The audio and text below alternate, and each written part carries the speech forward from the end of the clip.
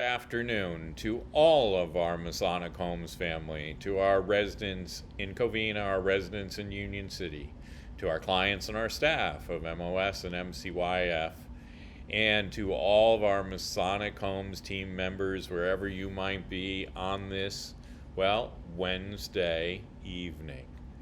And so let me begin with what I consider to be the really fantastic news, and that is MHC, once again, is completely COVID free, knock on wood. We have gone for the last 2 weeks without a single positive in a resident or a staff member. Now, hopefully that's because of these vaccines that everybody has gotten, and we've got another clinic coming up this week, our third clinic.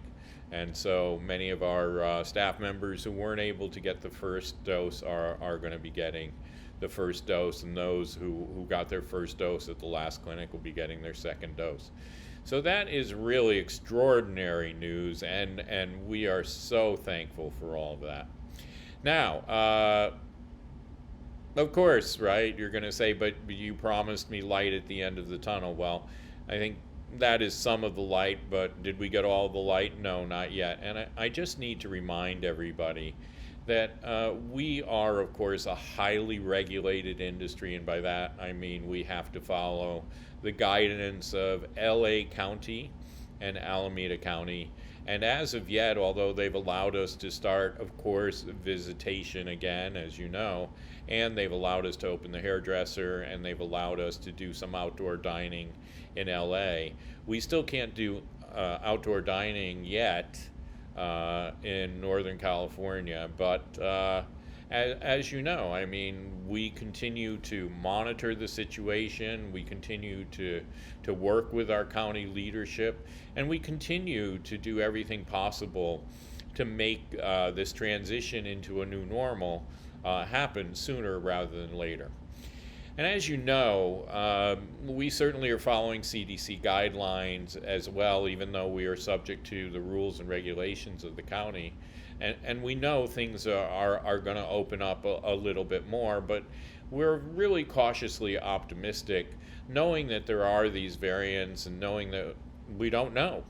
So, I mean, this is still going to have an impact on us going forward. So be patient. The light is there at the end of the tunnel, and we're certainly happy that we're being allowed to do more than we were before. I think the vaccines have shown, at least on our campuses, that they can be effective, and they are working. That's all great news, really. We have much to be thankful for, and we'll see what the future holds for us. I will tell you that I did travel down to Covina, and as you can see, I've got a different backdrop here. That's because I'm down in Southern California and have been for over a week. I had meetings, and I'm going to talk about Covina.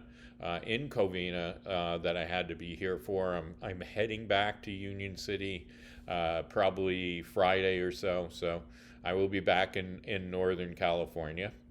So I do want to talk a little bit about what's happening. As you know, we have the health center in Southern California, our skilled nursing that has been under construction.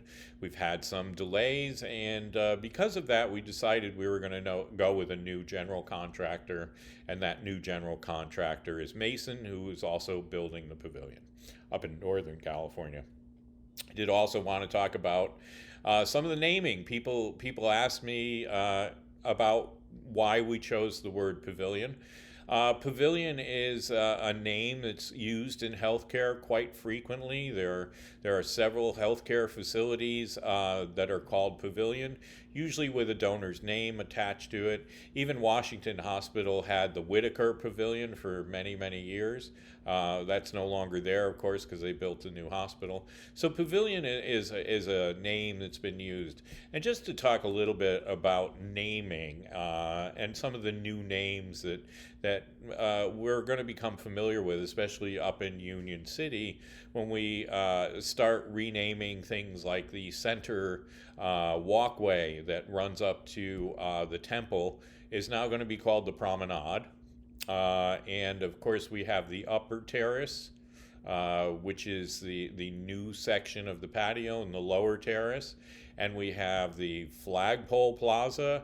We have lookout. So there will be some new names that we're going to have to get used to using. And we wanted to do that too because we wanted to allow donors to be able to use that name in kind of their various